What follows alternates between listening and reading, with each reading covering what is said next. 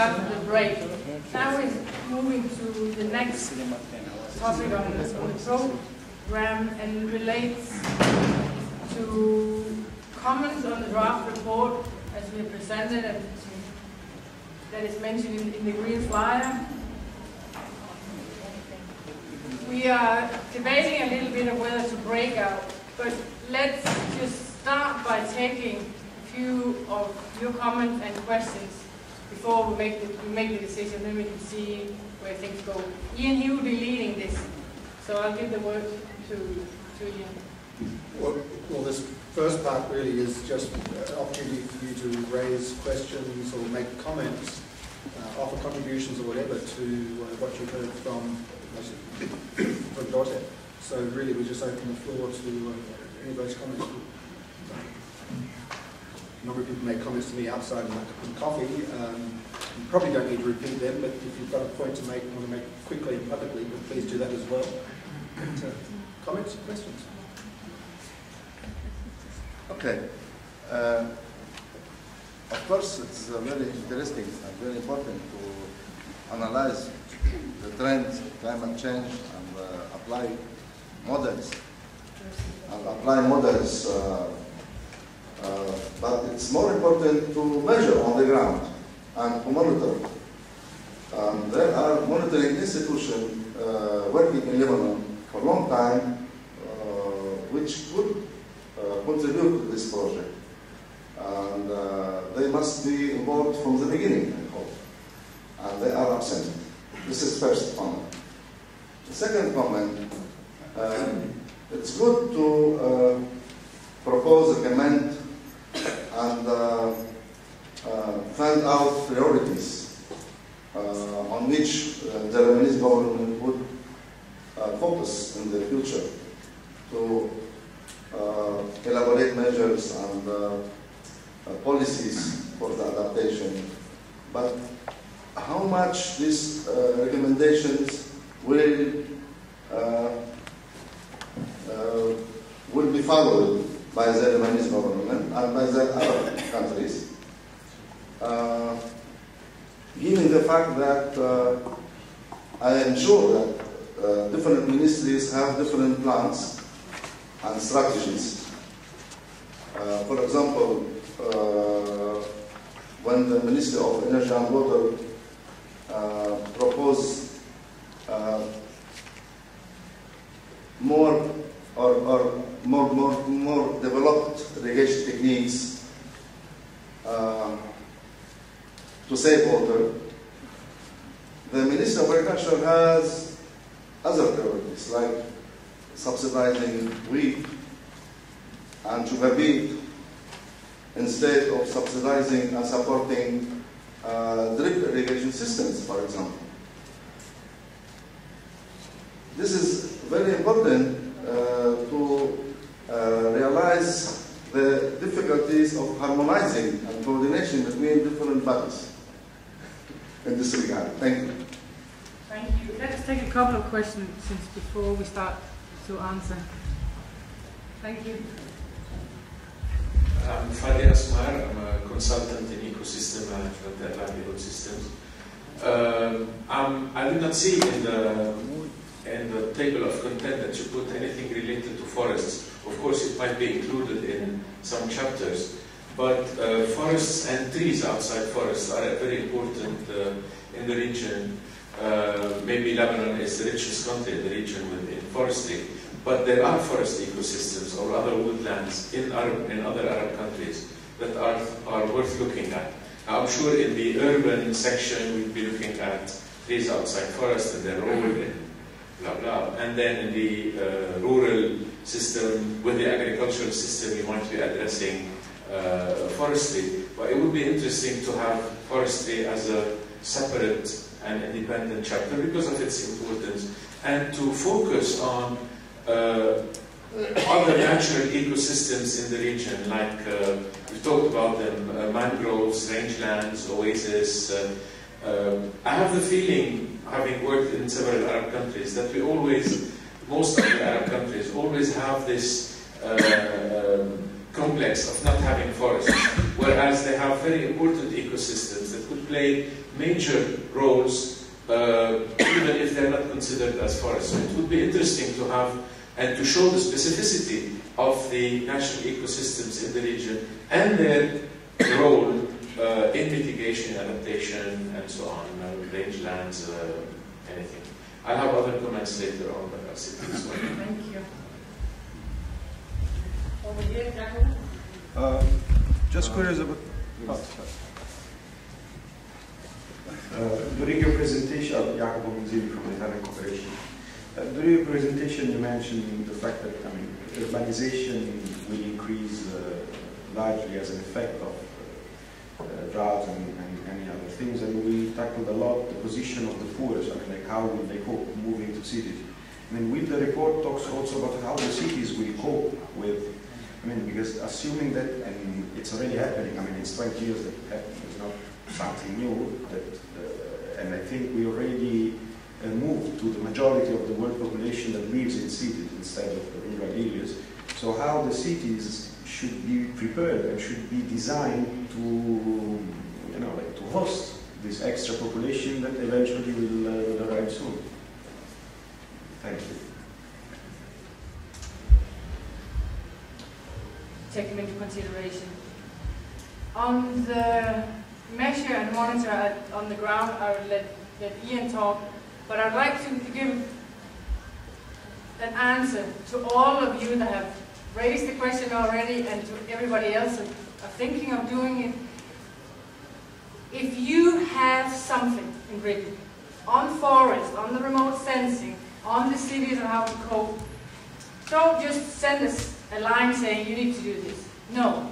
We want to have you involved. We want to have your name in the report, so if Lebanon is thinking of doing more with the trees, they know that somebody in Lebanon has already been thinking about this, and that they can see your name when they're reading it. So please send us information.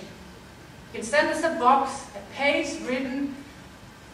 Sometimes we'll change a little of the wording because it needs to go with the flow of the report, but we really aim on having a report with as many contributions from the region as possible. Just on that, I mean, obviously, if you can send something like that, that's great. Also, just send us any backup material as well, because we need to have that available to us. Yeah, and I will respond to you on the forest and trees. I think I have to be very honest with you on this. Right now, there's very little. And it's a good point. And I think the cedar forest in Lebanon is very, very important, and we need to have something on the forest in Lebanon. If you're interested in helping us, we'd be delighted. On ecosystems, we will have what we call a mini chapter on ecosystem services.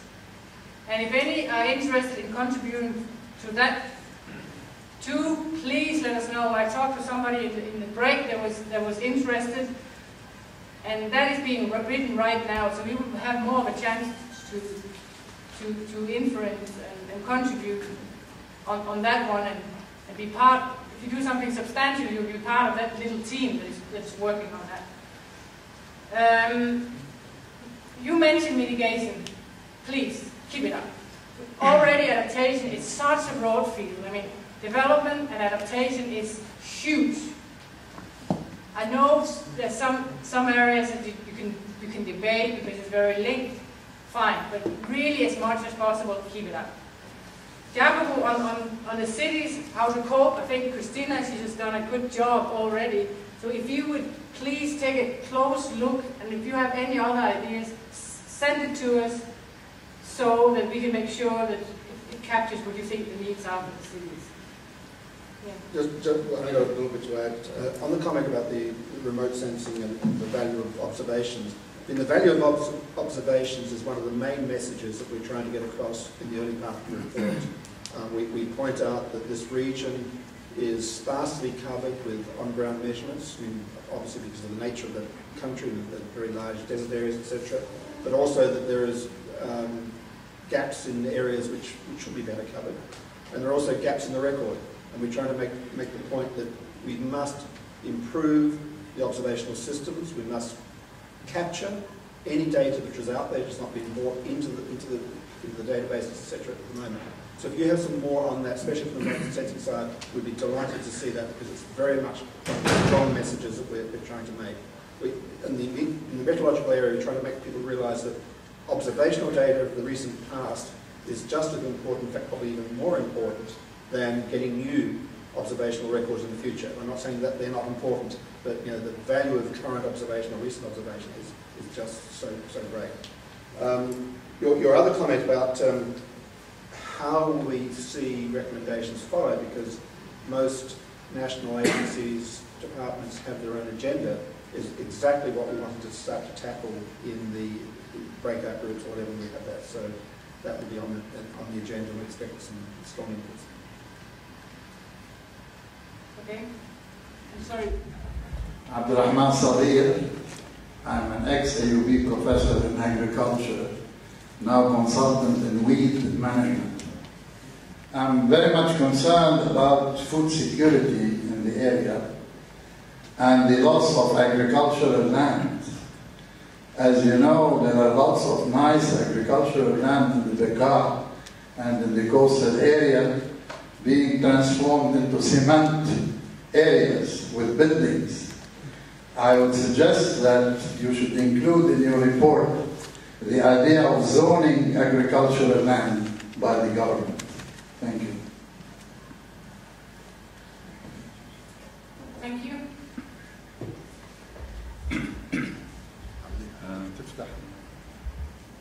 Thank you. My name is Hassan Mashdaq. I am country manager for ICARDA, the International Center for Agricultural Research in the Dry Areas. I have attended, there are in the past 10 days like 3 conferences, somehow to a certain degree similar in addressing climate change in the Arab countries. The one in Cairo last week, this one, and the one tomorrow with EFID. I've seen sometimes some of the laws are changing on the agendas and so on. My question is, what is the degree of coordination between all these international organizations and ministries, and how will this report be related to the recommendations that were done in Cairo and to the recommendations that will be done tomorrow also from the EFID conference for the Rio +20 conference in Brazil next year? Thank you.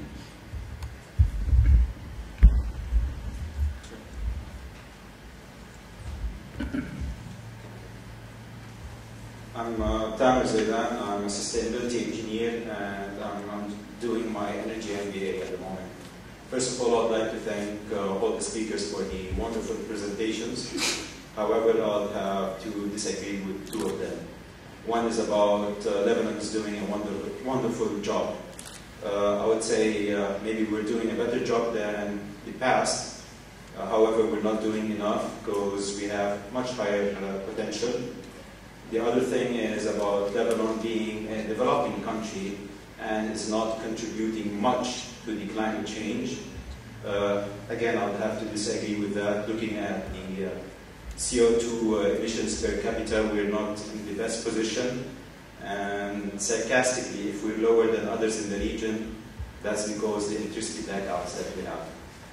I'd like to comment on a couple of other things. And I'll use this time just to highlight about the awareness campaign. The climate change is a big topic, and everybody's talking about it at the moment. But I'd like to take this opportunity, especially that we're in AUB as well, and try to communicate about the awareness campaign and the effects of climate change in general to students, whether schools or university, and I think that would be very helpful. The other thing that I'd like to highlight is about the International Energy Agency. They have done a study in their World Energy Outlook in 2010, where they have 3 different scenarios for carbon footprint. They have the business as usual, the 450 ppm, and the 550 ppm. Even the 550 ppm, where the temperature by the end of the century would rise between 2 to 4 degrees centigrade, it's very optimistic. And things are more or less going as the business as usual. And I wonder how we can adapt to that. The other thing is about urbanization. What the Ministry of Environment, with the assistance of World Bank and others, is doing a great job in the rural areas. But if we look at the urbanization level in Lebanon, it's 87%.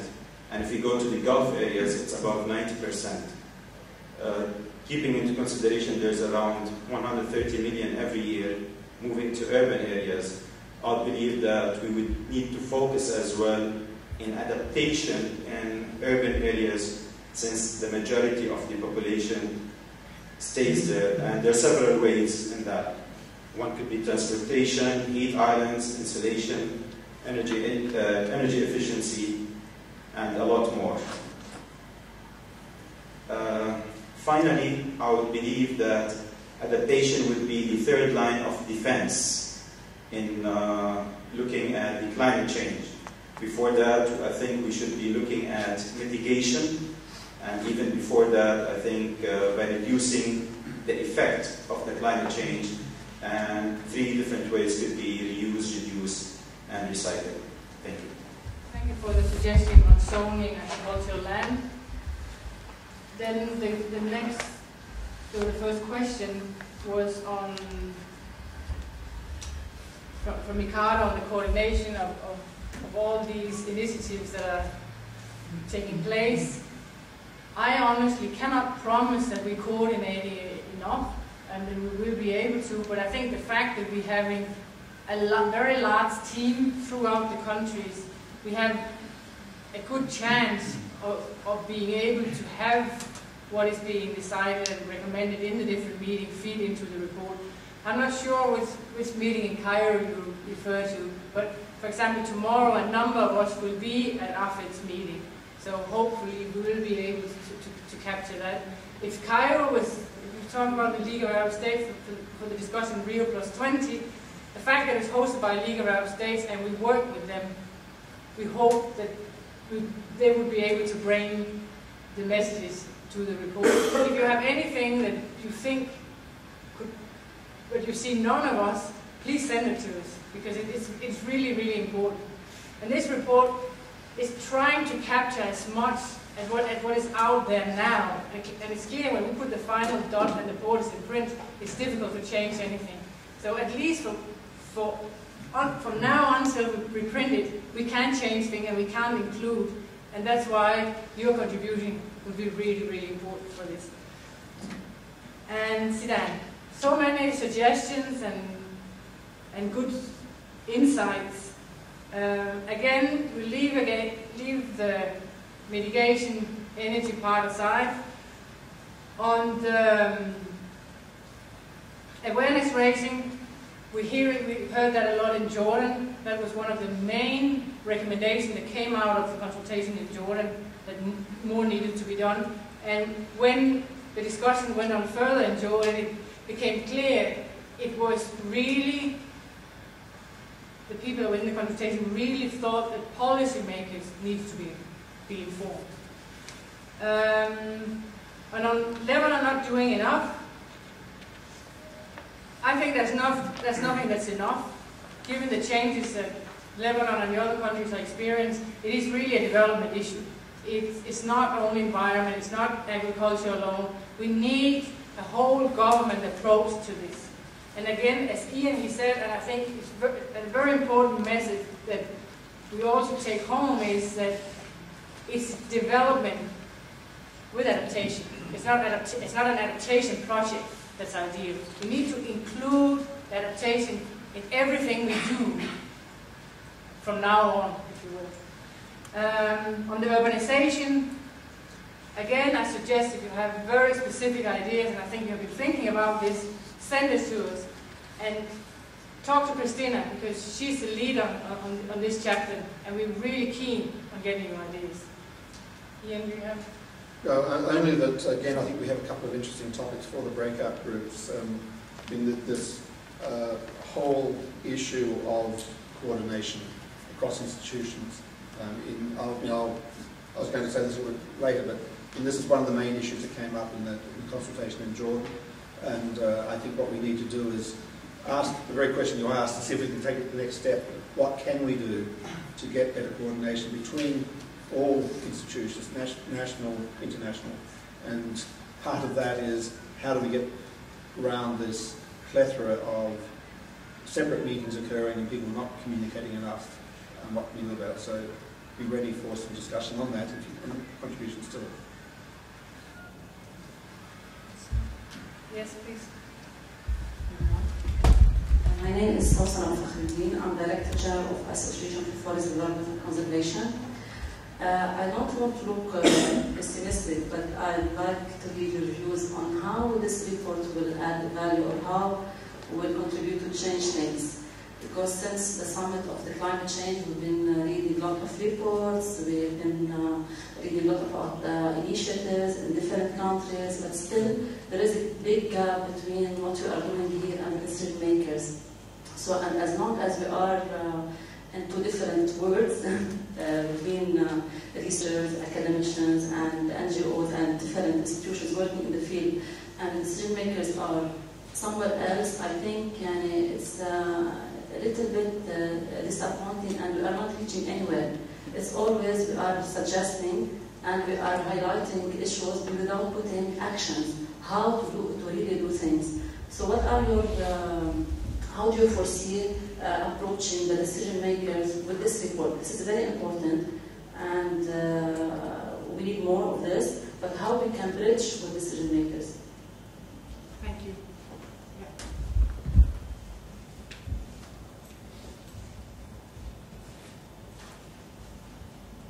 Hello, my name is Nadeem Farajallah. I have a potpourri of comments.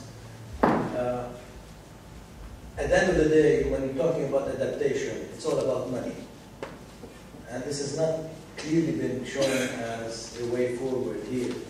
There's a cost associated with adaptation, and the closer we are, the sooner we implement adaptation technologies, techniques, measures, whatever, the cheaper it is on the overall cost that the country has to pay. We need to clearly point that out, and this will help people accept paying for it. That's a must, and there are many, many mechanisms that we need to bring out and show up and help each country do it on its own and then collectively. Because adaptation can start at the home level even, rather than just at the national level. That's one point. The other point is there are certain hybridized, if you will, or a gray area between mitigation and adaptation, which pertain to the transport sector and energy consumption, energy use, which again are hidden somewhere. And at least when you look at the chapters, they're not really out there. But they are essential for developing the energy mix for a country. If we look at any energy mix, most are fossil fuel reliant. And there are other sources of energy that we can look at: solar, wind, tidal, many, many aspects that we can look at. Not necessarily in Lebanon only, but elsewhere. And we really need to be aware of these things and try to bring those to the front and associate the cost to them. If we do not, and also if we do not associate the cost with the do-nothing option, no matter how much we tell people this is a problem, if it doesn't hit them in the pocket, they will not act on it. So that's what I want to stress out first. Thank you. We will go to the breakout. My name is Milad Fakhri from the National Center for Marine Sciences, Lebanese CNRS. I would like to ask you why you didn't mention about the impact of climate change on the marine environment, especially that a large number of families depend on the sea resources from the sea, especially that not only the rise of water level, we have the rise of temperature, the rise of salinity, and other factors that may affect species, and some species that will be extended, and others will be adapted, or alien species will be adapted to our environment, which will be nocive for us. So thank you. Firstly, I mean, the question about how will, sorry, you want to start with fisheries or? I'll start with the questions. Firstly, the question of how, where does this report stand in relation to international negotiations? And I agree this is a very, very important issue. But having watched and been at many of those negotiations since Kyoto, I'm not filled with great hopes at the moment either.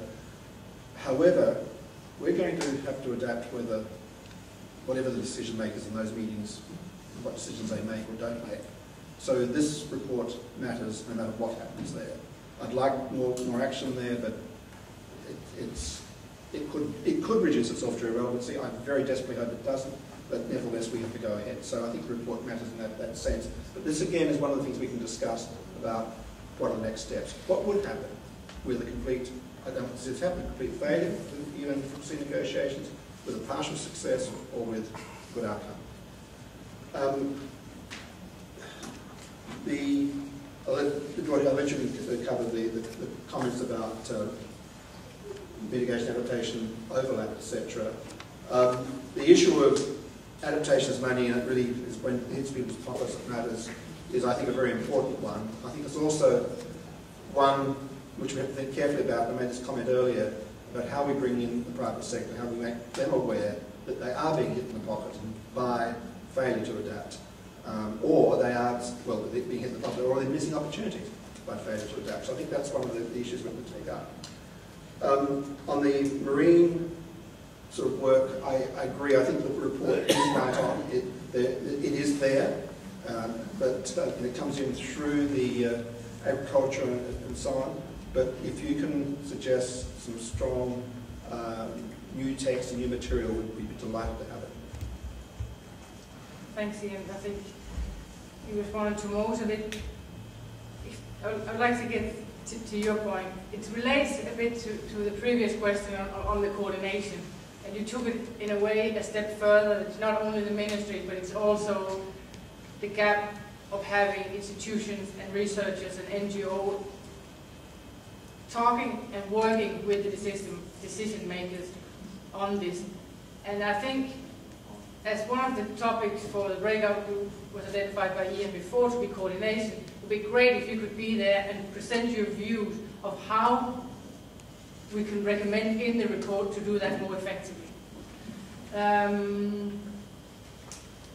are grey areas in transport and energy, and to be quite frank with you, we have been struggling with this. And where we stand right now is that the transport would be included somehow in one of the main chapters, and then it will come in again in chapter 8. And it's clear that there are both mitigation and adaptation parts in this, if you talk about transport. I mean, but the very straight, obvious one in terms of adaptation is what we have learned from our colleagues that work on transport and roads in Morocco, that every time there's a flood, part of the roads washed away, the farmers cannot get their produce to the market. So there are areas that are pure adaptation, if you will. And those we need to make sure are included clearly in the report. The energy will probably go mostly in chapter 8, and again, we are not completely there. We have some material, but we need to work it. So the draft report, as you see it now, unfortunately doesn't have this part because we're not ready to put it in. But we're working with Ibrahim Gilil from Bahrain that has been working a lot on this issue, and we'll be talking to him. He will be in Lebanon tomorrow for the Africa conference, so I hope we will be able to settle it a little bit more. I don't have much to add apart from that. So let's take the last round of questions. Giacomo, and who are two other burning? Another burning? Will the chapter about policy define well responsibilities of states in terms of whether mitigation, adaptation, reduction, doesn't matter? Because I think that I've been seeing even in the presentation from the various projects is that they put climate change as, you know, like for example, the problem are deforestation, urbanization, and climate change. No. The risk is that climate change become an excuse to be victim towards climate change effects rather than active players. So the risk is that the ministries will just delay, assuming that Lebanon is, or any other country, of course, is a victim of climate change because it's not causing climate change, which our friend highlighted and the World Bank values report highlighted that Lebanon is in the middle, in the MENA region, the higher producer per capita of CO2 emissions. So how much this clear definition of responsibilities will be tackled in the report, if it's the right place to do so? Thank you. My name is John Stefan. I'm actually working at the Technology Needs Assessment for UNDP as a consultant for adaptation for agriculture and water. I see that it's interesting to introduce a mini chapter, the way you call it, for land use changes, land use and land cover. Because land use and land cover are the image of change and the image of adaptation. If, let's say, the urban areas shift to a higher altitude, maybe they shift according to the weather change, if they shift according to water availability, etc., etc. Same thing goes for agricultural lands as well as the natural ecosystems.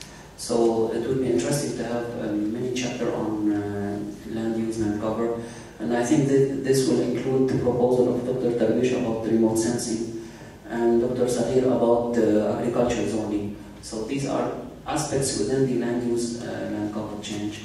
Otherwise, I wanted to say that same thing like Jack would have a small chapter about this framework of institutional framework and what could be the constraints and what to adapt within the institutions and the existing laws, the actual laws.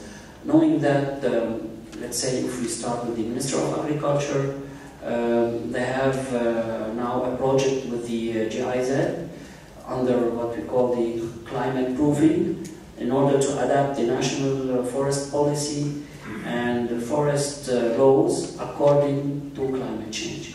That would be a start, but I think this should be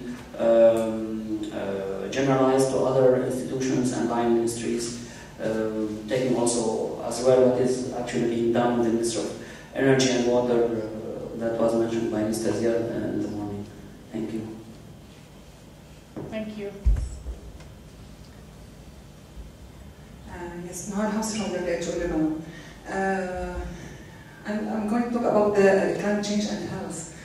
We developed a national framework on climate change and health with the Ministry of Public and the AUB. But the main, after that, the main challenge we faced that how, and it should be also maybe before that coordination, how to convince the stakeholder that there is a link between climate change and health or other water problems or other issues. Because I think that chapter should, at least in the introduction, give evidence. In Lebanon, for example, we need evidence that there's a link between health and climate change. We need research, we need something tangible in order to convince them. And this is the major issue why we are going to develop the plan of action to implement. I think that's what we faced as major issues. Thank you. Great, thanks. I saw some two fast hands. Take one more question. If there's any burning, we can take another one. Now I don't want to be unfair. Just very, okay. Just very briefly. First, I forgot to mention that I'm currently working with the NDP on the self-assessment for the third communication of the climate change. Talking about what John was saying in the land use and land cover, it would be interesting to link it with forestry because anyway they are linked in the framework, in the convention. Now I have some experience as well in Syria, in Bahrain, and in Kurdistan region where I've worked on different issues, and we're mainly suffering in most of the countries of bad adaptation policies or policies that cannot, government policies that cannot follow the needs for adaptation. Like a very brief example in Kurdistan, where I was working there for drought management and climate change was the main issue. One of the main concerns of the farmers was the fact that they are somehow not able to depend on rainwater for agriculture, but the problem was with the taxation policy of the government. Agricultural land, if irrigated, are subjected to tax, whereas if they're rain-fed, they're not. So farmers are not ready to move from rain-fed agriculture to irrigated agriculture because of the tax policy. So frequently there are some policy bottlenecks that we should be able to remove in order to move forward for better adaptation. Thank you. Yours on the health. I think what I could be misinterpreting, and please correct me. You were really talking about awareness, more work to raise awareness of policy making. For policymakers, mainly. Yeah. Because they need it, and otherwise they will not coordinate. They will not put it as a priority for them. I think we need to talk, either you or I, depending on what breakout group, of what you suggest. Because we really at the stage now where we have identified the problems and you correctly identified them also, and we need to move forward and come up. Yes. I'm losing track of my notes here. Do you want to? Well, just while you're looking through your notes, on this point about the possibility of a mini chapter or whatever on land use change and so on. I mean, I think that's a very, very good idea. Whether it can be a mini chapter or not, but if you have a good example, and it does not have to be necessarily a positive example in the sense of something that's been done and achieved, it could be something that could be done and could achieve, that's okay as well. Based on Lebanon or elsewhere, please draft it or get it to us in some way, because again, the value of good case studies is huge in these sorts of reports, and that might be the most effective way of actually conveying something like this. So please think about doing that. And then I found my note, Jacob. On the responsibility, I think we need, first of all, we need to be careful of the blame game. I don't think it's productive, and I think the problems we're all facing are too big, and we can get caught in something if we do it the wrong way. So if we can find a way of having it in a proactive way, and I think that in the discussion on coordination and these related topics, we can maybe bring it up if the group thinks it's appropriate. Yeah. On comments, just to extend that, I mean, I agree with you about not playing the blame game, but I think also you touched upon an important point, and that is that the tendency of some countries, certainly some negotiators, to play the victim game. And I think that's counterproductive to the countries, and I think we all need to think seriously about how to avoid that becoming a sort of a dead-end trap for people. And I think it's one of the issues we're facing with the climate negotiations at the moment. And this comes back again, Jim's left, to what money is needed and how to actually move things ahead. Do we have to wait for a large adaptation fund, climate fund or whatever, to be in place before we move, or should we be moving now to demonstrate effectively what we can do? Just to follow up on that one.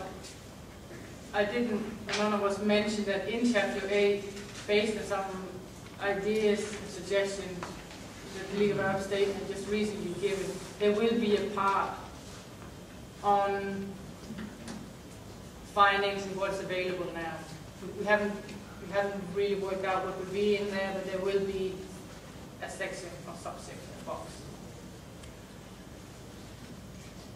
Should we break out? Yes. Okay. Should we? From the notes that I have coordination as one. I think we don't have too much time. We're just going to do a fast, maybe get half an hour from when we sit down.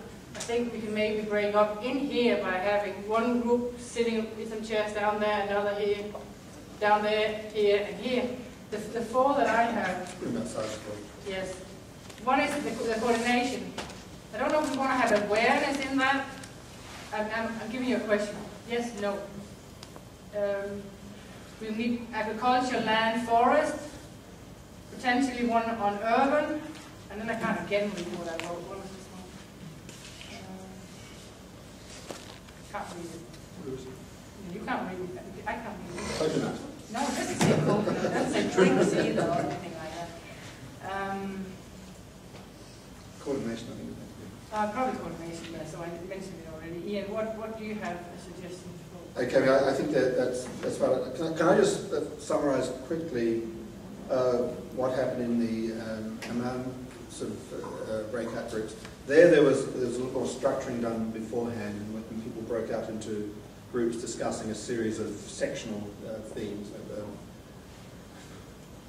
I won't go through, but there was climate, and there was agriculture and food security, there was and so on. But it was interesting that 3 themes came through from all of them. One was awareness raising, how to do it, and whose awareness needs to be raised. The second was how to get better institutional cooperation at all levels, etc., etc. The third one, which came out not from every one of the groups, but I think certainly more than half, was the need for combined and better information bases. It was a common one that's been touched upon here. Each of those 3 topics have been touched upon here. So really the question comes back to you. I think with the number of people we've got, we could probably, sort of ideally, probably go for 3 breakout groups. We could do it on the basis that Dorothy just suggested, one on coordination, cooperation, and maybe as a group we wish to meet on the whole land use issues, and one on urban. I mean, they've been certainly themes here today.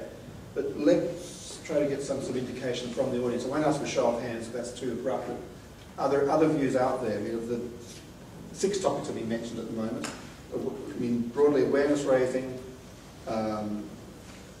coordination, the ag land use change, forestry, the urban issues and associated issues with that. Well, institutional cooperation is probably the same as coordination, and the other one is the shared information. Strong views? Yes, maybe it's mentioned in a different way, but I mean, since we have the problem of water scarcity as a major outcome of climate change, and since agriculture in most of the countries contributes to 60 to 80%, of the water, fresh water, why not we pointed out clearly that we should address targeting agriculture under the title, for example, adapting agricultural practices and agricultural research to climate change. Thanks. Thank you. Any other comments like that? We can just suggestions.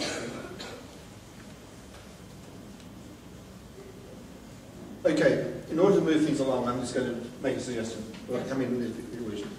I think we do need, I mean, there's certainly interest here for a discussion group in this broader area of agriculture, forestry, land use, etc., etc.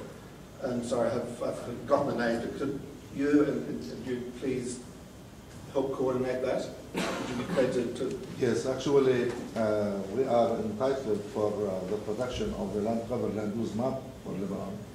And we have produced the 2000 map based on 1998 images. And then we produced the 2005 land cover land use. Could we bring this up in your session, then we can come back to okay. It? Okay.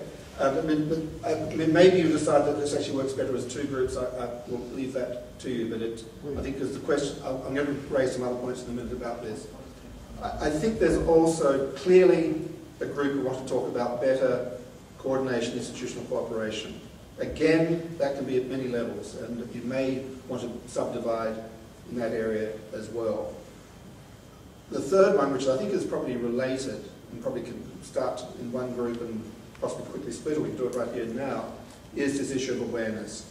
And it comes back to whose awareness we need to raise.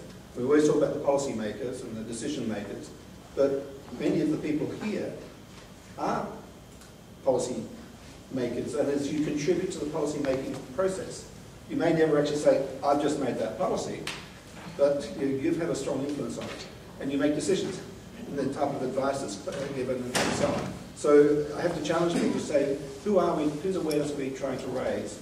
And not only that, what are the next steps, the first steps, or next steps in actually achieving that? And that's what I'd like to do in this whole process. We'll hand out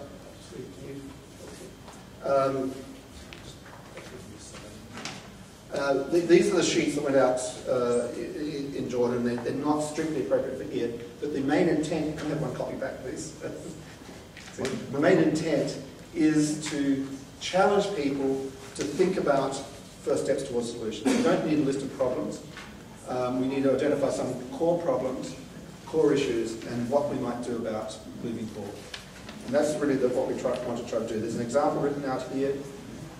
We're not going to have the usual reporting back where you break out for 30 minutes and then hear 3 15-minute monologues of what everyone said in that 15 minutes, which is not very interesting or informative. So what I'm going to ask is that the coordinators of each of the group come back with no more than 3 core pieces of information they want to share. And this is what we took in Jordan. It came back with some very, very interesting ideas, interesting overlaps, and an interesting discussion followed. So that's our suggestion, the way we handle this. So you have is that a room for education and awareness? Absolutely. Yes, absolutely. Yes.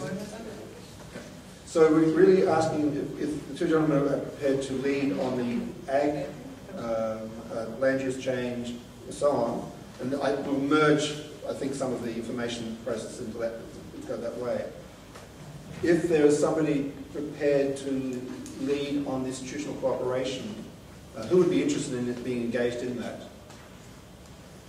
What do we mean by what kind of cooperation?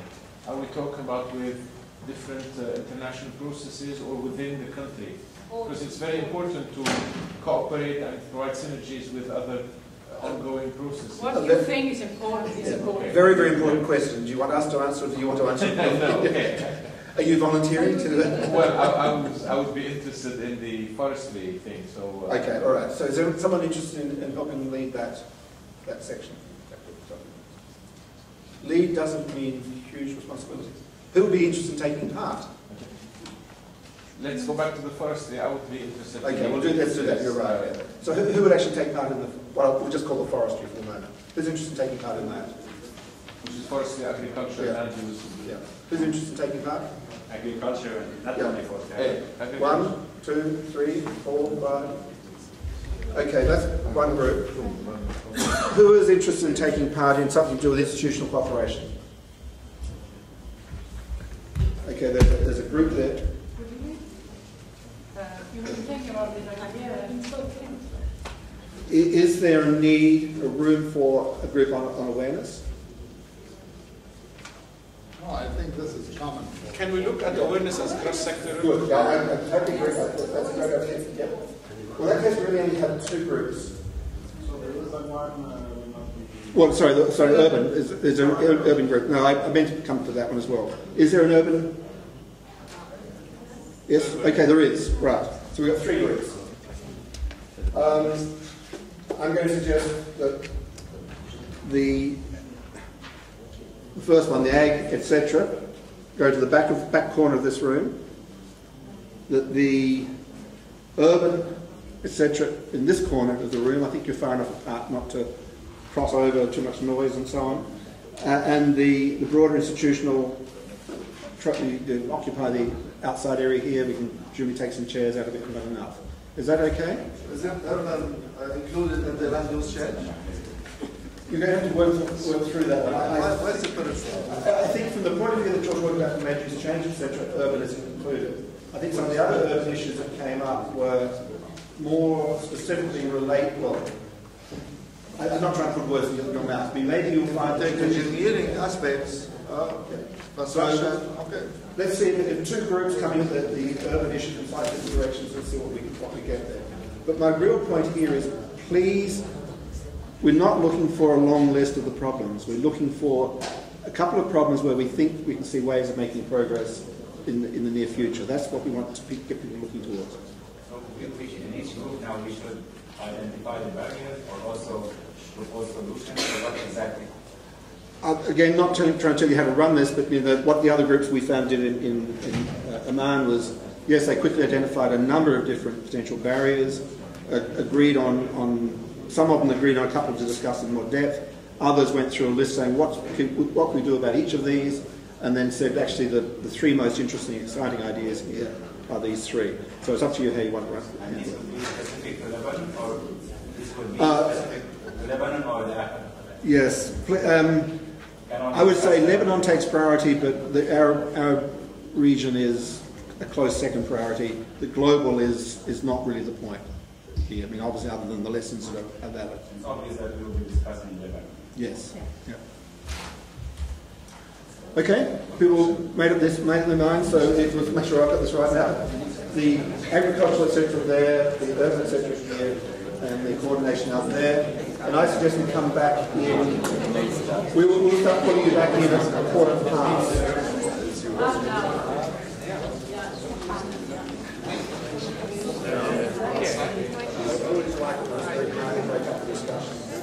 It's how people do, but it's a good thing that discussions are pushing ahead.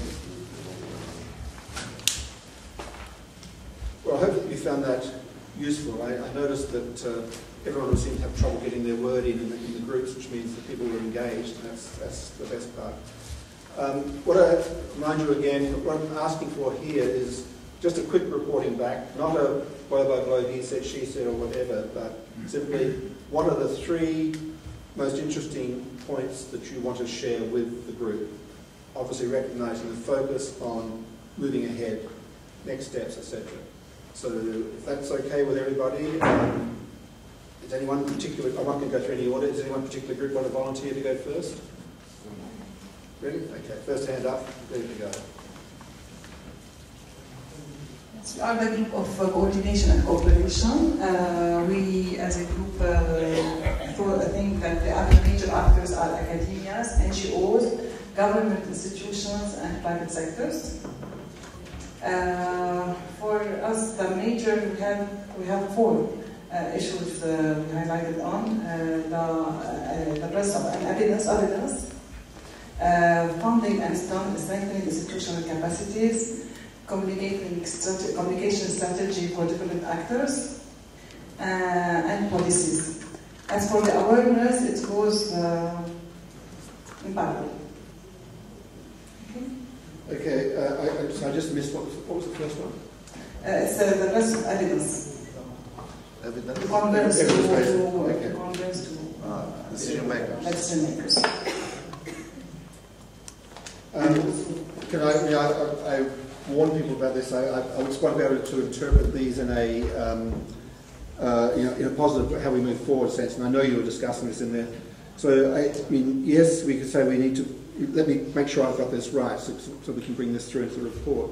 Yes, I can see the point that we really do have emphasise evidence-based decisions, etc. We need to tailor communication for different actors and be focused on that, because you say awareness runs across the board here. I think we agree on that. I didn't quite catch the next steps in the funding area. What was that? Yeah, this may be, you can explain it. It was a major point. Because the big problem is that What's here? Okay. I mean, the institution that should consider and take care about the problem are not funded. So basically, if you don't fund, for example, the budget of the Ministry of Environment covers 90%, correct me if I'm wrong, % of the running cost. So you cannot expect the institution to do what they are supposed to do if if the state does not fund them properly. And the same for the public research institutes and the whole system. So there needs to be another budget, otherwise you will not have the key player able to cope with the issue. And that's not the Italian government? Say it again? That's not the Italian government? I don't know who the Italians are. I never met them. I know they exist, but I have never met them. And because of the programs, the main accuse for the government is the lack of funds. Because they want to change, but they don't have the means. So that's why it's very important when we talk about any kind of this kind of programs to look for resources. So we don't let an excuse for the government not to take it. So in that sense, to have to create a fund or increase the fund for this climate change or. No, I think we'll probably come back to this issue. It was also an important issue in the It's funding and strengthening institutional capacities. Both. Okay. All right. Well, we just wanted to get down the core points, and let's run through the others. Can we add something on this? Or we comment? Why don't you present on all three? Because I think we'll find similarities through this, and then we can go further. So, to the point. I'm sorry. We have also the issue of policies. Policies. Third one. Make an intervention then. I just wanted to make to this point of funding. Yes. Okay. If we can, there is a mechanism. If we can link carbon trading to funding, most of the issue would be resolved. But can we force the countries producing the high carbon rates, to provide funds for countries most affected by their carbon emissions? So I don't know how. We're getting into discussion here. This is exactly the discussion we want. Let's hear from the others first. So let's hear from the what I generically call the agricultural land use, etc. Okay. So we started by identifying some limiting factors in the whole region, which are water, soil, lack of strategies, governmental strategies, limited resources, whether they're human, financial, or land resources, and so on. So that's the main limiting factors. Now, in terms of issues to be addressed, we talked about the importance of sustainable land management at the landscape level, which includes zoning, and which includes the mosaic of the landscape, agriculture, range, forestry, some tourism, and so on. So this is important to look at and to preserve. It's interesting to look at the sustainable livelihood systems, including food security, services, jobs, gender balance, and so on, mainly at the rural level. And then at the institutional level, it's important to look at legislation, land tenure systems, budget. When we need to go into zoning, we need budget to find alternatives to the landowners to change their land use practices, and so on. So the funding and budget is very important in the land use practices and the sustainable livelihood systems. So we have those three major issues. Okay, I think so. I mean, essentially, they're sort of broad steps towards a solution, which is adopt a sustainable land management approach, which implies full zoning. I'm just paraphrasing to make sure I've got this. That also requires running with it the sustainable livelihoods approach to work with that, and that this would mean changes in legislation, especially in the area of land tenure systems, to achieve that. Is that a reasonable précis of what you... Yeah, and provision of enough resources to be able to enforce the legislation and the land tenure systems. Thank you. Let's get the urban, and then we'll have all of them on the table then, and we'll go from there. Hi. For anyone who I haven't met, I'm Christina Kadich. I'm part of the team. I want to thank everyone in the urban group for really great input. And so our three main points on how to help cities move to better adapt to climate change impacts.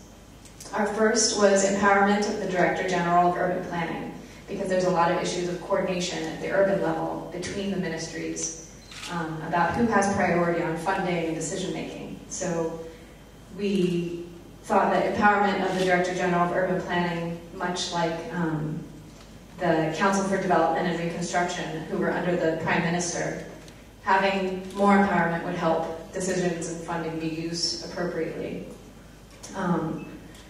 Our second point was improvement and implementation of building and infrastructure regulations. So this deals with green roofs, white roofs, and also more resilient infrastructure. And then our third point had to do with allowing municipalities and ministries to reshuffle infrastructure priorities in light of extreme events. So one of the key points is we recognize that you can't build a storm water system, sewage system overnight. So in light of this, doing things like using emergency early warning systems to help municipalities clean out storm drains so that they don't overflow with mixed sewage. So those were our 3 points. Okay, thanks. Very concise and specific. Just finishing my notes. Okay. Right, well, it's interesting here to see that there are some considerable overlaps actually with Oman and also considerable differences. I mean, in the Oman discussion, this issue of zoning came up as a very important topic, and in fact it came from the group talking about food or agriculture and water, saying we have to take the zoning system, which is applied in the cities, out of the cities across the entire landscape to balance this. I think it's a similar message. I've often summarised the situation in the Arab countries as water, water, water, but I think we also heard here dollars, dollars, dollars as the other theme running through this. So I'm going to go back now to open the discussion to people. We've got 20 minutes before, or 15 minutes before we need to break for lunch. And I can see the name. You were looking for a comment earlier, so I'll do your first go, second, third. Okay. Yeah, thank you. I'd like to make one point regarding adaptation to climate change. I mean, there are certain research outcomes that happen from so many organizations over the past more than 20 years. There are a list of technologies available and well suited for adapting to climate change. When we talk about drip irrigation, when we talk about water harvesting, etc., etc. So the question is, why did not these technologies spread out, through countries? Is it funds? Is it lack of interest of the governments? It's not a priority, etc. So having said this, how to start disseminating this technology is one thing, but we also need to put more, time and funds into research, because we also still need more research, because there could be other things that suits well, adapting to climate change and so on, that needs to be researched. If we don't research, we will not be able to find more of these technologies. I want to draw that attention to this. Can I just, before you pass the microphone back, just sort of challenge you to go one step further? On your point, and I think a very valid point, and I was asking sort of the same question that's standing out in some of the farms the other day. Why is it that drip irrigation and things like that, some of those simple technologies, have not spread as far as they could have been used effectively? And actually, that's not really the core question. What is it that we need to do to make sure that they do spread rapidly? I will tell you, for a country like Lebanon, the cost of production is very high. I mean, renting the land, etc. And then you ask the farmer, he cannot afford maybe to, I don't know, I'm supposing, we made the experts, he cannot maybe put more money in buying a drip network and so on. So I think it's a matter of, first of all, cost, and then maybe other aspects like awareness. But I would say it's a cost factor. Sorry, it's still cheaper to buy flood irrigation in some areas. Others want to agree or disagree with that point. We'll come back to the earlier discussion. Because I have directly, we are directly involved. We invested a lot in the irrigation field, and actually we were the first in, piping the irrigation channels in the Marjayun Plain, Baalbek Plain, and the results are amazing. 39% of water saving. The biggest problem was not caused by the Ministry of Water or Energy. Although from the 60s, I think, they never even maintained the canals that are their responsibility, or Larry, whoever has to do it. Sorry, Larry. Can you bring the microphone? Sorry, the other organization, I forgot, Nazman. But the biggest problem is caused by the farmers. Because What way? Because the farmers are still, first of all, most of the farmers are very old in Lebanon, so they don't really seize new things with a very welcoming attitude. And second, you have a huge problem of water rights that are still based on ancient Roman laws, Ottoman laws that have never been touched by the institutions. So, for example, in the Baalbek Plain, you had people that have rights of 9 hours of water from the canals to irrigate not even 2 hectares of land. And so the water rights It's one of the biggest challenges if you want to tackle the irrigation issue. Because of course, if I have a dunum of land, I will not invest if I have to pay also for the land because I bought the land but not the right of water, which is not legislated. It's just communal, whatever. We'll just take a couple more comments on this particular issue, then we'll come back to the others. I've got you two on the list. So that, unless you want to talk specifically on this issue as well? Okay, that's fine. I agree with him, with Giacomo, because we have what we call this water right. And when we mentioned in our group the issue of land tenure, it's not only about land and legislation, it's about these rights. Sometimes we don't have cadastre, we don't have delimitation. Sometimes there is also not only the right for water, there is the right to access to the land through a road or without a road. So all these issues should be tackled when we go further in the steps for adaptation. Otherwise, I will talk later about other issues. I will leave the floor for someone else. On the point that was raised about the why it's not right, why we don't apply these methods, it's not only the cost, but it's also the awareness of the decision makers.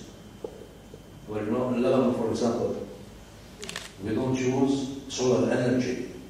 Why? Because the government doesn't give subsidies to people. They cannot pay it. It's cost, but also the awareness of decision makers. When you have to adapt to climate change, you use less fossil fuels for energy. So how to use less? This is why it is not applied, because there is no law. And for the water rights also, same thing. If you can present, and when you have a law that makes it, then everybody will follow. Okay? I mean, I'm not asking you to answer that. It's a customer put back here. I agree with exactly what you're saying. We need now, who is it that we need to make more aware, and what is it that we need to make them more aware of? So that's the next set of questions beyond what you've just said. Because this is, again, moving towards where we should be going. You've brought a question that I have sort of an answer for another study I've done, but regarding funding, I think it's imperative that we create a adaptation fund. Everybody was talking in COP15 about creating that adaptation fund and funding and funneling it. But we should create it at the national level and maybe at the regional level where the money would come in. This would, help channel effort in a much more coordinated manner at the national level and even at the sub-regional level within the country. And this way we can reach out to farmers who cannot afford that. But that said, it has to go hand in hand with political or regulatory, developing a policy on the regulatory framework on which we can attach this. It cannot be created in vacuum. So this has to be channeled in, put in a framework that allows this funding to go to the right people rather than to some of the many cooperatives that were created to siphon money off and never reach the farmer. So this is an issue we need to be aware of and target very specifically. So this is where we can talk a lot more about that, but this is what I really want to stress. Now, regarding just why things are not done, I did a study about 8 years ago on why farmers don't implement best management practices in preserving water resources. And the issue that came up big time was that farmers are poorly educated. There is not enough extension and outreach to them to tell them what's happening. They rely a lot on the vendors of pesticides and whatnot, and also, funny enough, on NGOs and donors. The study I did found that most of the farmers that were switching from flood irrigation to trickle and to drip irrigation were in the south, where most of the donor activity was targeted. In other areas, as you go further north, it's in the rim. Mount Lebanon was the least targeted, and it was the least responsive and least aware. Around the periphery, you have much higher awareness and much higher participation and willingness to participate, having seen something. I'll stop here. Can you send us a box on this? I'll send you the paper. Great, thank you. Okay. On this point, or no? Based on what Dr. Nadim was saying, I think we have a similar fund called the Environmental Fund of Lebanon. And they are actually funding projects for agriculture to adapt on climate change, specifically to shift them from flood irrigation to drip irrigation in North Lebanon. I was surprised not to find any of them here actually today, the Environmental Fund of Lebanon. There is also another project which is under GIZ as well, the Ministry of Agriculture and Climate Proofing, is to strengthen the point of the idea of payment for ecological service. It could be a very new mechanism, innovative mechanism for funding such adaptation measures or activities or projects. Payment for ecological service not only from forests, because the idea was to start with forests, but also from any type of land use that the farmers can keep and sustain in the mountains, in the higher parts of the watershed, and while the population downwards in the cities, on the coastal areas, can fund these people, this vulnerable category of population, to sustain the natural resources the way they are in the mountains. I think this idea could be interesting, payment for ecological service as a mechanism for funding, among others, of course. All right, one last point on this issue. New point, okay, that's exactly what I was moving, yes, thank you. Based on what was said about sewage water, and what was given in the presentation about the floods, I think we should be very conspicuous about a point. What is the part due to climate change? Okay? Without any climate change, the way we are using the land, building and concrete and whatever, will induce floods. You see? In France, for example, I'm always very astonished how people are flooded when the land where they built, and they had the right, okay, they built there, is classified as floodable area. So even without climate change, misusing the land will lead to floods. So which part? That's why in our work group, it was really apprehend what is the land occupation, LCLU, land use land cover, and then based on it, what would be the impact of climate change on this use, and how can we adapt it? Thank you. So again, just trying to summarize what you've said. I think you're saying something very similar to what I sort of said earlier about putting climate change in the context of not the much wider world, basically. And essentially, inappropriate land use practice also contributes to flooding.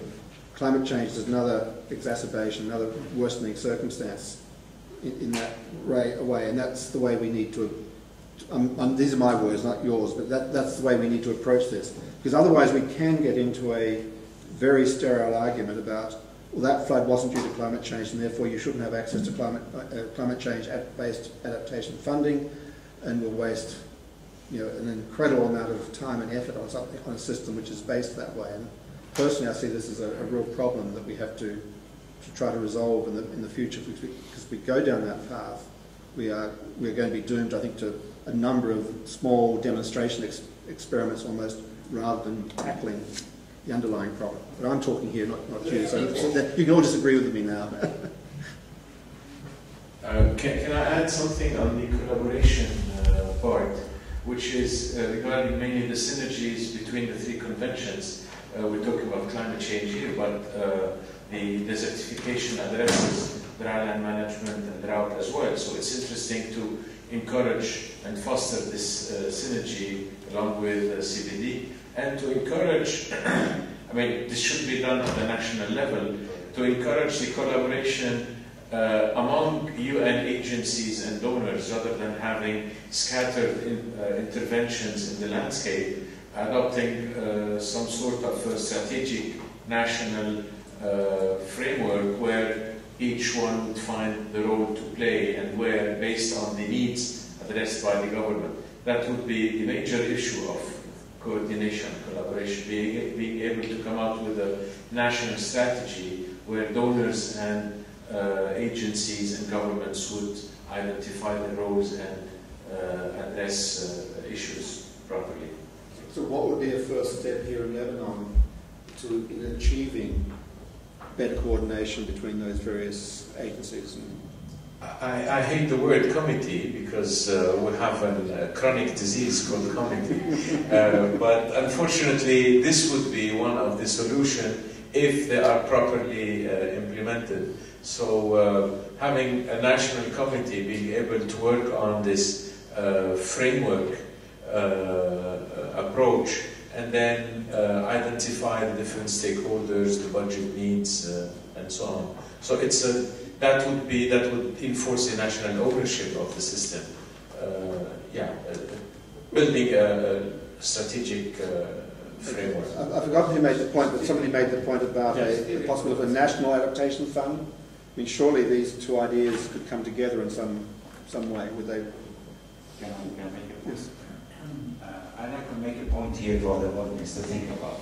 I mean, we as an international center, we have the global mandate of improving productivity in dry lands. We're working on drought tolerance since 1976, 1977. Now we put the title Adapting to Climate Change, but we're still working on drought tolerance. Now, when you look at desertification, the threat of desertification and land degradation, which is mainly due to two reasons. 90% human practices and 10% climate change. Should we worry about climate change or change in human practices? I'd like to ask this question. Changing land practices and changing climate. And governance. There's a question there. Somebody prepared to answer all that legislation. No, I just want to emphasize on some aspects which are important to consider in agriculture, and I think land reclamation is one of the major issues that we're facing. We're working a project on climate change in the Cairo region, and we're finding that land reclamation is one of the major issues that we're targeting, especially in the watershed region. So maybe it's something that should be targeted, but from the perspective of livelihoods, because we're finding that people are doing that because they are poor people and they don't have any other alternatives, so that's why they are investing in land reclamation. So maybe whenever we want to tackle climate change on rural places, we have to look into livelihoods in this aspect. Also, in the Bekaa area, it's, I think we should consider also like the aspects of the drying lands for agricultural aspects, and it's a common practice which was taking place in this site from old times ago, and it's still happening. So maybe we need much more awareness in such, like in the valleys where like water can collect and create natural wetlands, and like whenever those wetlands are dried out, those areas I think are much more prone for floods than other areas because they are their base is a water area.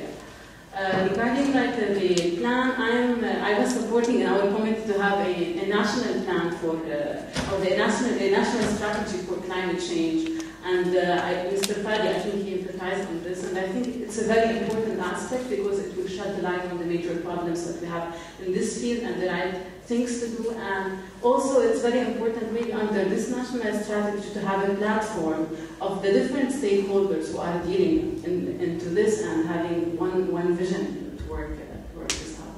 Thank you. Okay, we're running towards 2 o'clock, very close to 2 o'clock, so I think we close down this session. I have certainly found it very, very valuable just listening into what was happening up in the various sessions and what we've just heard here. I've also heard, essentially a very positive outlook that says, what can we do, how can we move forward? And that's certainly what we're trying to convey, and I hope that we can, if we can all move in that way, we've got more chance of some successes. I've still got hundreds of questions I'd like to ask, specifically, the 90 or the 10, I'd say it's 100% human, but that the human are affected by the climate change. So we always, but these the 10% to get funding for that.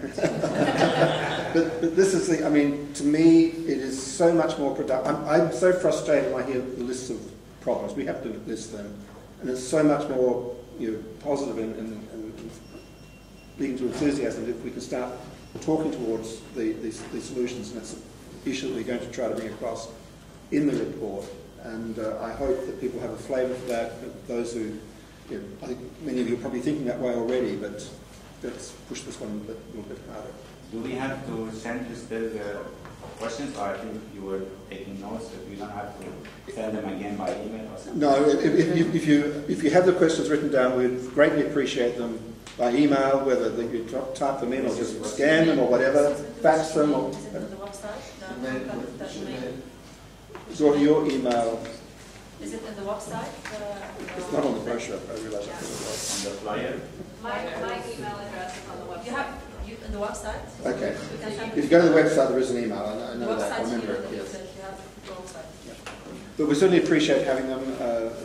We've taken detailed notes here as well, but it'd be good to have them in your own words. So, I just want to thank you and hand over to Dorte to final comments. Yeah. Thank you very, very much. I don't think I had hoped, even dreamed of having such a rich conversation when I woke up this morning. I have learned so much about Lebanon. I have learned about what you're doing, and I know it's probably only a fraction. So keep sending us things that you think is important. We will try to address everything that we receive. If you feel you don't get a response, it's because I have an avalanche of flooding in my email account, so resend it. I don't ignore anybody, but sometimes I delete by mistake. I don't get to it, so send it again. Please. It's still not clear where to send it. I'm trying to find It's on the website. When you go in on the link. I'm sorry, we should probably have it a bit more clear. So, in moving forward now, we will already start to work with the information that we've been getting from you today, put it into the appropriate place in the chapters, in the report, work with some of the ideas that you have here, that for chapter 8 on. We have a terrible title, I'm sorry. Any ideas for title for chapter 8, please? I mean, if we basically have a title, something, handbook or policy option for government, something that's not very good. Country model is even worse, and I think that's what we have right now. But basically what we want to have is something usable with the information on how to move forward.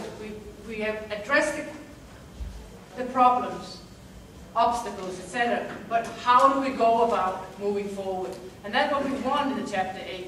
So the national committee idea here, I think, is a really, really good one. And I think there is other countries that have tried this. For example, Australia have tried it, France have tried it, and we could maybe, by this idea of use, try to explain a little bit what worked and what did not work. So if you want to do this in Lebanon, you would already have access to some of the experiences from elsewhere, and make sure you take the good parts and try to avoid the bad part. And then what is going to happen from now on, as I said, we're going to be at AFET tomorrow. We're going to learn a lot about the green growth. I personally still don't really understand what green growth is, and I think a lot of people struggle a little bit by this. But this is the way the ball is rolling. We will roll with it, and climate change adaptation is part of it. So we will take whatever we can get out of that tomorrow. Then we go to Tunisia, and then to the Gulf. In the phase of trying to incorporate your ideas, we're also really eager to hear from the government. So those of you that work with governments and institutions, please make sure that the relevant, you don't have to read the whole report, it is a big report. The chapters we're trying to make them self-standing, trying to refer to other chapters if needed, so nothing is repeated. But you can take, if you're interested in rural livelihoods, agriculture, and food security, you can go in and read chapter 4. You can skim maybe chapter 1 to get an idea of what else is in the report, but you can read the chapter. So there's nothing that should hold you back from that point of view. And then I would say, I hope that you would continue being engaged in this both in Lebanon and at a regional and international level too, because I think the whole world has a lot to learn from the way that you are thinking proactive about things and want to move ahead. I can say that both me personally and I'm sure the rest of the World Bank is willing to work with Lebanon if you would like to work on some of these suggestions here more in depth. And I look forward to hopefully seeing you again next time. And we will be in touch probably mostly by email until then. Thank you very much, everybody. Thank you. Lunch? No, I'm sorry. I have so many notes here. There's one important piece of information. I would like to thank a lot of people. Serena, I'd like to thank you and the Faris Institute for all the great work and for hosting this event. I would like to thank the Ministry of Environment for all the support, ideas, and everything that you have contributed with to make this happen, and we really look forward to continue working with you. And many of you that have sent us things, thanks again for all your ideas and your contribution. We really appreciate it.